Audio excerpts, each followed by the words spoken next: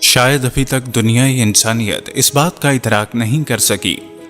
کہ اہل یہود دجال کے استقبال کے لیے پوری دنیا کے انسانوں کو غلام بنانے کے جس منصوبے پر عمل پیرا تھے وہ اب تکمیل کے آخری مراحل میں داخل ہو چکا ہے،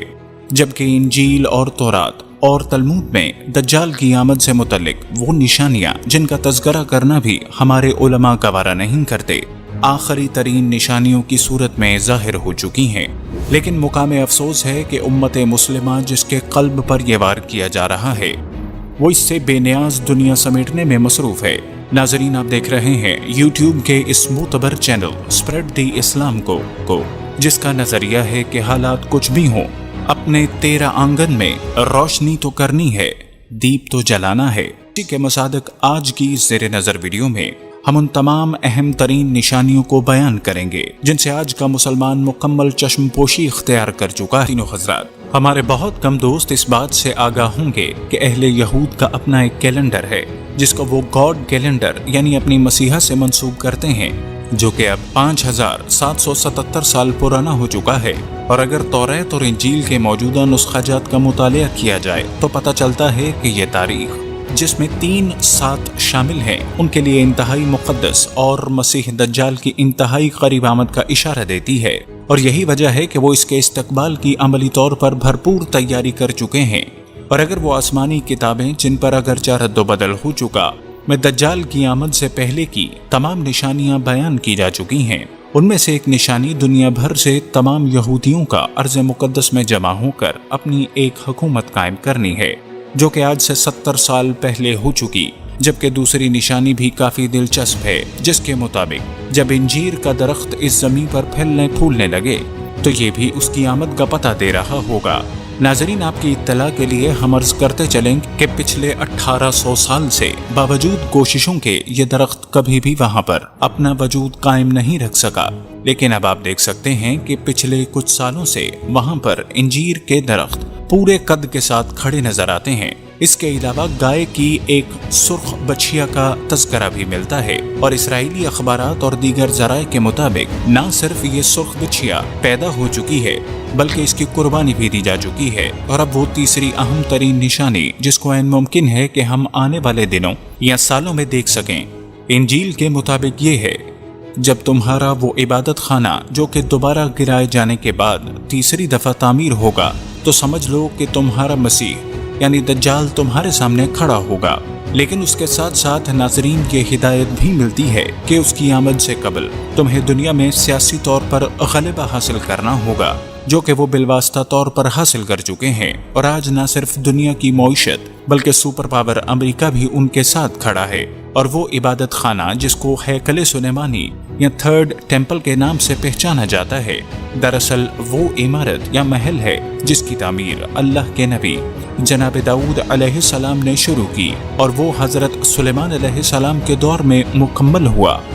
گو اس سے قبل 2 دفعہ 2 مختلف جنگوں میں گرایا جا چکا ہے، اور اب وہ تیسری دفعہ اس کی تعمیر کے لیے بے چین ہیں۔ تھرڈ ٹیمپل کی مکمل ہسٹری جاننے کے لیے ہماری ویڈیو جس کا لنک اوپری بٹن اور نیچے ڈسکرپشن میں دیا گیا ہے دیکھ سکتے ہیں۔ ایک حالیہ رپورٹ کے مطابق مختلف سرنگیں لگا کر اس کی بنیادیں تلاش کرنے کے بعد وہ اب یہ دعویٰ بھی کر چکے ہیں کہ ان کا یہ معبد دراصل اس جگہ واقع تھا جہاں آج کل آپ پیلے گنبد کے حامل قبۃ الصخرہ کو دیکھتے ہیں، جس کے بارے میں یہ روایت بھی موجود ہے کہ نبی صادق صلی اللہ علیہ وسلم نے اپنے سفر معراج کے لیے یہیں سے براق پر سواری اختیار کی تھی۔ اور اگر آج کوئی دل زندہ کا حامل مسلمان اسے گوگل کے نقشے پر دیکھے تو قبل از وقت ہی وہاں بیت المقدس کے ساتھ ہیکل سلیمانی کی تصویر لگائی جا چکی ہے تاکہ امت مرحومہ کے رد عمل کو جانچا جا سکے۔ لیکن ادھر ابھی تک زبی جنبد نہ جنبد کل محمد خاصا رد عمل سامنے آ رہا ہے۔ گویا بقول اقبال بجھی عشق کی آگ اندھیر ہے، مسلمان نہیں راکھ کا ڈھیر ہے۔ اور اہل ایمان ذرا اس نشانی پر بھی غور فرمائیں کہ جب یروشلم کے مرکز میں تمہاری حکومت قائم ہوگی تو یہ تمہارے مسیح کی آمد کا قریب ترین وقت ہوگا۔ اور ہم سب جانتے ہیں کہ یہودی چند سال پہلے تک اپنا دارالخلافہ تل ایبب کو رکھتے تھے، لیکن اب وہ اسے یروشلم منتقل کر چکے۔ مگر اس کے باوجود نہ ہی کہیں سے دبدبائے عمر کا شائبہ دکھائی دیا، نہ ہی کہیں سے جلالت ایوبی کی گرج سنائی دی۔ یعنی اب 1 ارب سے زائد مسلمانوں کے باوجود حقیقت میں ان کے راستے کی ہر دیوار گر چکی ہے، جبکہ اس کے باوجود کہ ہم وہ واحد امت ہیں جن کے پاس قرآن مجید کے علاوہ احادیث کا خزانہ بھی موجود ہے، جس کے آئینے میں ہمیں قیامت تک کے حالات بتا دیے گئے ہیں، مگر افسوس صد افسوس کہ اس زمانے میں یہی امت اپنا ایمان داؤ پر لگا کر سو چکی ہے۔ اے کاش کوئی ہو جو اس کو جگا سکے، مگر بقول اعجاز عاجز کے وہ قافلہ عشق جو سو جاتا ہے تھک کر، کب اس کو جگایا ہے کسی بانگ درا نے۔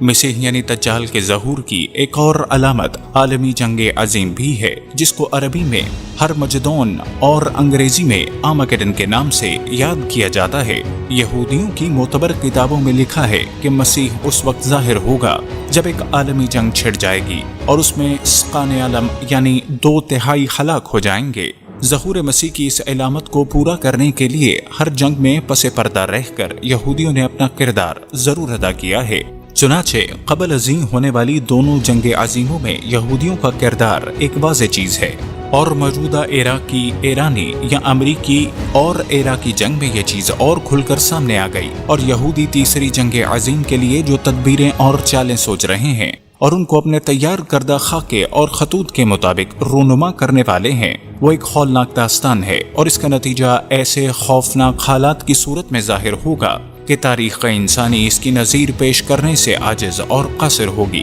چنانچہ تلمود میں لکھا ہے، باقی تمام امتوں پر بالآخر یہودیوں کو غالب کرنے کے لیے ضروری ہے کہ جنگ اپنے قدم اور پنڈلی کے بل کھڑی ہو جائے، یعنی خوب بھڑک اٹھے اور 2/3 دنیا فنا ہو جائے۔ بعض اوقات اس جنگ کو حرب تنین کے نام سے یاد کیا جاتا ہے، کیونکہ اس میں جانی نقصان بہت ہوگا۔ اس جنگ کے بعد یہودی 7 سال اس حال میں گزاریں گے کہ فتح اور نصرت ملنے کے بعد حاصل ہونے والے اسلحے کو جلا دیا کریں گے، اور اس جنگ کے فوراً بعد سے مسیح کا ظہور ہو جائے گا اور تمام سرزمین اس کے تابع فرما ہو جائے گی، اور اس طرح عالمی یہودی حکومت کا قیام عمل میں آئے گا۔ ریونڈ کلائڈ لارڈ ایک پٹنی کوسٹ پادری ہیں۔ انہوں نے بائبل کی ایک عبارت کی اس طرح تفسیر کی ہے کہ یہودیوں کے تیسرے ہیکل کی تعمیر لازمی طور پر یروشلم میں مسیح کی دوسری بار آمد سے پہلے ہوگی۔ کلائڈ پادری سرخ بیل یا قمری گائے کو جو بالکل بے داغ ہو کر ذبح کرنے کے لیے کہتے ہیں، جس کے بعد آئندہ ہیکل کی تعمیر کی رسم ہوگی۔ اس کی خاطر قدیم اسلامی عبادت گاہوں مسجد اقصی اور گنبد صحرا کو مسمار کر دینا ہوگا۔ کلائڈ کو یقین ہے کہ خدا کی شراکت سے یہ کام مناسب وقت میں ہو جائے گا۔ نیو یارک ٹائمز 27 دسمبر 1998 کے اواخر میں ایک اسرائیلی خبرنامہ ویب سائٹ پر دیکھا گیا، جس میں کہا گیا اس کا مقصد مسلمانوں کی عبادت گاہوں کو آزاد کرانا اور اس کی جگہ ایک یہودی ہیکل کی تعمیر ہے۔ خبرنامے میں لکھا ہے کہ اس ہیکل کی تعمیر کا نہایت موزوں وقت آ گیا ہے۔ خبرنامے میں اسرائیلی حکومت سے مطالبہ کیا گیا تھا کہ ملحدانہ اسلامی قبضے کو مسجد کی جگہ سے ختم کرائے۔ تیسرے ہیکل کی تعمیر بہت قریب ہے۔ اسرائیل کو اپنے آخری عظیم تاریخی ڈرامے میں سٹیج کی مکمل تیاری کے لیے بس ایک واقعے کی ضرورت ہے۔ یہ ہے اس کی قدیمی زمین پر عبادت کے لیے ایک قدیمی عبادت گاہ کی ازسر نو تعمیر۔ حضرت موسیٰ علیہ السلام کے فرامین کی روح سے ایک ہی جگہ ہے جہاں اس عبادت گاہ کو تعمیر کیا جانا ہے۔